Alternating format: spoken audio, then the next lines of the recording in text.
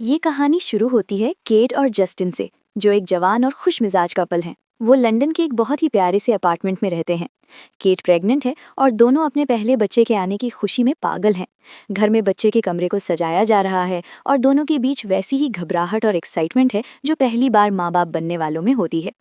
Cat अपने घर वालों के करीब रहना चाहती है, इसलिए वो अपनी मम्मी को फ़ोन लगाती है ये बताने के लिए कि उसका लेटेस्ट प्रेगनेंसी स्कैन एकदम परफेक्ट रहा। लेकिन मम्मी फ़ोन नहीं उठाती, तो केट वॉइसमेल छोड़ देती है। यहीं से हल्का सा इशारा मिलता है कि माँ बेटी के बीच सब कुछ ठीक नहीं है और दूरियां बढ़ रही हैं। एक दिन कुछ दोस्तों के साथ डिनर पर बात छिड़ती है उनकी बिल्डिंग की। उनके ठीक नीचे वाले घर में एक नया कपल रहने आया है। वैसे तो ये नॉर्मल बात है, लेकिन वहाँ का माहौल थोड़ा अजीब है। असल में उस घर में पहले एक बूढ़ा आदमी रहता था, जिसकी हाल ही में मौत हुई थी। केट उस बूढ़े अंकल की मदद करती थी और उनके गार्डन का ख्याल रखती थी, इसलिए उसके पास उस नीचे वाले फ्लैट की एक एक्स्ट्रा चाबी अभी भी पड़ी हुई थी। बातों बातों में ये लोग उन नए पड़ोसियों के गार्डन का मजाक उड़ाने लगते हैं, पर उन्हें ये नहीं पता कि कोई अनजान आदमी छुपकर उनकी सारी बातें सुन रहा है। उसी रात जब केट और जस्टिन घर लौटते हैं, तो वो देखते हैं कि नीचे वाले दरवाजे के बाहर दो जोड़ी जूते सलीके से रखे हुए हैं। मतलब नए पड़ोसी आधिकारिक तौर पर आ चुके हैं। घर के अंदर केट को अपनी बचपन की एक पुरानी फोटो मिलती है, जिसमें वो, उसकी मम्मी और एक छोटा लड़का है। केट अभी पुरानी यादों में खोई ही होती है कि अचानक गार्डन से कोई आवाज आती है। वहां उसकी मुलाकात अपनी नई पड़ोसन थेरेसा से होती है। थेरेसा भी प्रेग्नेंट है।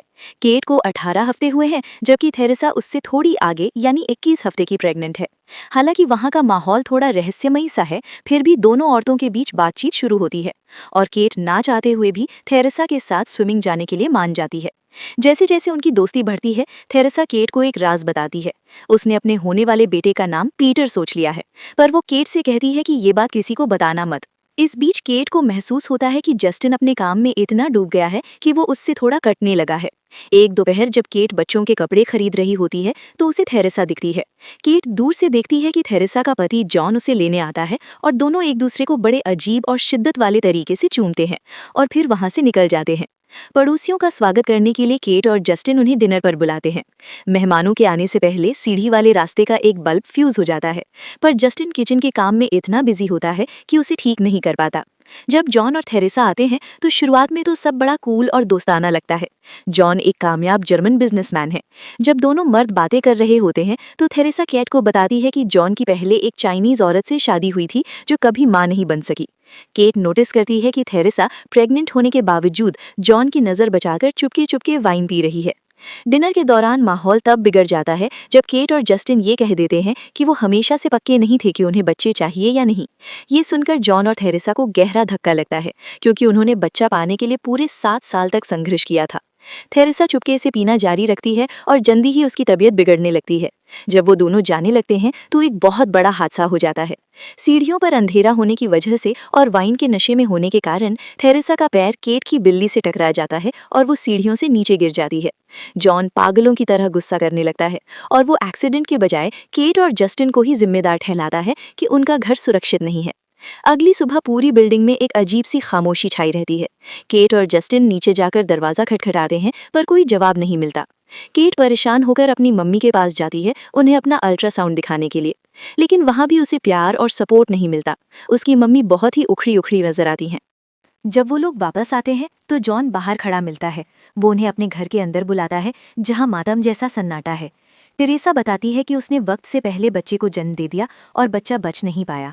वो उन्हें उस मरे हुए बच्चे की फोटो दिखाती है।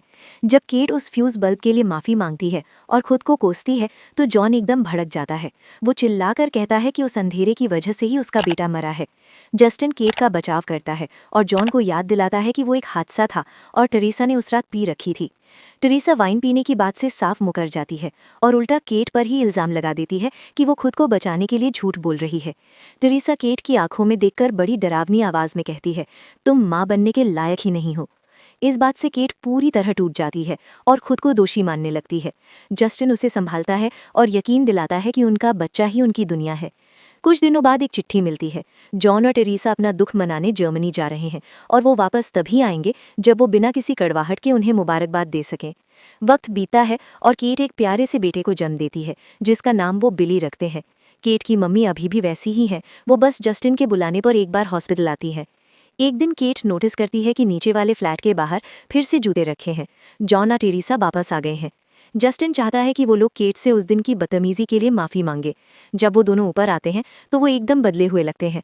वो गिफ्ट्स लाते हैं और बड़े प्यार से माफी मांगते हैं। हालांकि केट को अंदर ही अंदर कुछ गड़बड़ महसूस हो रही होती है। अब टेरेसा धीरे धीरे केट की जिंदगी में घुसने लगती है। वो अक्सर ऊपर आती है, केट के लिए नींबू पानी लाती है और बिली के साथ वक्त बिताने की जिद करती है। वो साथ में पार्क और स्विमिंग पूल भी जाते हैं। ऊपर ऊपर से तो सब नॉर्मल लगता है, पर केट की मदर्स इंस्टिंक्ट बार बार चिल्लाकर कह रही होती है कि दाल में कुछ काला है। एक दिन केट बहुत थकी होती है तो वो टेरेसा की बात मान लेती है कि टेरेसा बिली को संभाल लेगी और केट थोड़ा आराम कर ले। इस ब्रेक के दौरान केट कब्रिस्तान जाती है। वहां पता चलता है कि उस पुरानी फोटो में जो लड़का था वो केट का भाई था, जो बचपन में ही गुजर गया था। केट उसकी याद में रोती है। इसी बीच नीचे वाले घर में एक बहुत ही डरावना खेल चल रहा होता है। टेरेसा अपनी ब्रा में टिश्यू पेपर भरती है ताकि ऐसा लगे कि वो दूध पिला सकती है, और वो बिली को लेकर चुपके से कहीं बाहर चली जाती है। जब केट वापस आती है तो टेरेसा ऐसे नाटक करती है जैसे वो अभी अभी सोकर उठी हो। बिली अब बहुत ज्यादा रोने लगा है। हॉस्पिटल ले जाने पर डॉक्टर बताते हैं कि शायद इसे किसी चीज से एलर्जी है, और वो केट को ब्रेस्ट फीडिंग बंद करने की सलाह देते हैं। घर का माहौल अब और भी डरावना हो जाता है। केट को मिलता है कि गैस का स्टोव पूरी आंच पर चालू है, जबकि उसे पक्का याद है कि उसने बंद किया था। नीचे वाले घर का कार अलार्म हर रात बजने लगता है, जिससे केट की नींद उड़ जाती है। इतनी थकान और तनाव की वजह से केट का दिमाग चकराने लगता है। एक रात जब केट सो रही होती है, टेरेसा बिली को नीचे ले जाती है, लेकिन फिर वो और जॉन केट को बिना बताए बिली को लेकर बाहर निकल जाते हैं। बाद में जब ये लोग पड़ोसियों के घर डिनर पर जाते हैं तो केट को महसूस होता है कि टेरेसा और जस्टिन के बीच कुछ फ्लर्टिंग चल रही है। अपने घर लौटने पर केट को बेबी मॉनिटर से किसी मर्द के जोर जोर से सांस लेने की आवाज़ सुनाई देती है। वो भागकर नर्सरी में जाती है। बिली तो ठीक है, पर बाथटब का पानी बहकर पूरे घर में फैल रहा होता है। जस्टिन को लगने लगता है कि केट पागल हो रही है।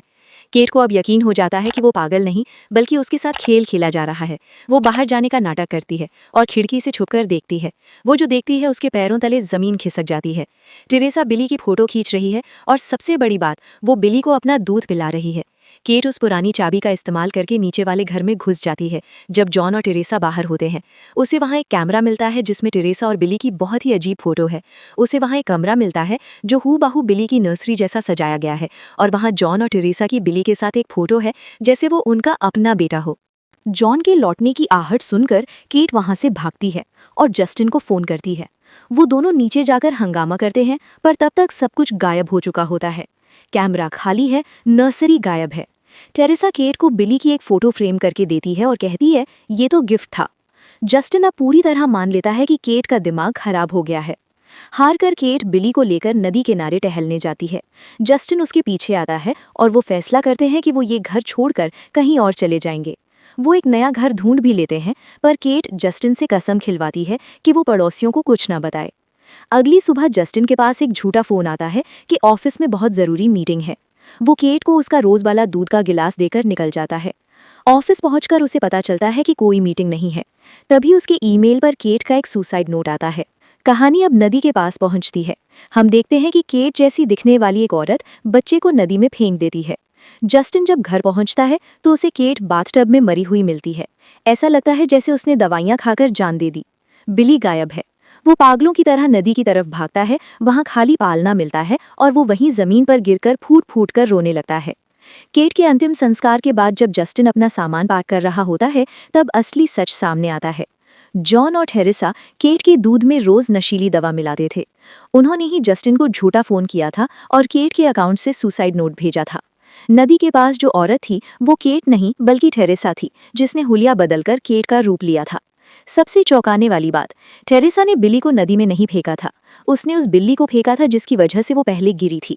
आखिरी सीन में हम देखते हैं जॉन और टेरेसा जर्मनी में अपने नए घर में हैं। बिली जिंदा है और उन दोनों कातिल और सनकी लोगों के पास है जो उसे अब पीटर कहकर पुकारते हैं। बिली को कभी पता नहीं चलेगा कि उसके असली माँ बाप को इन पड़ोसियों ने कैसे बर्बाद कर दिया।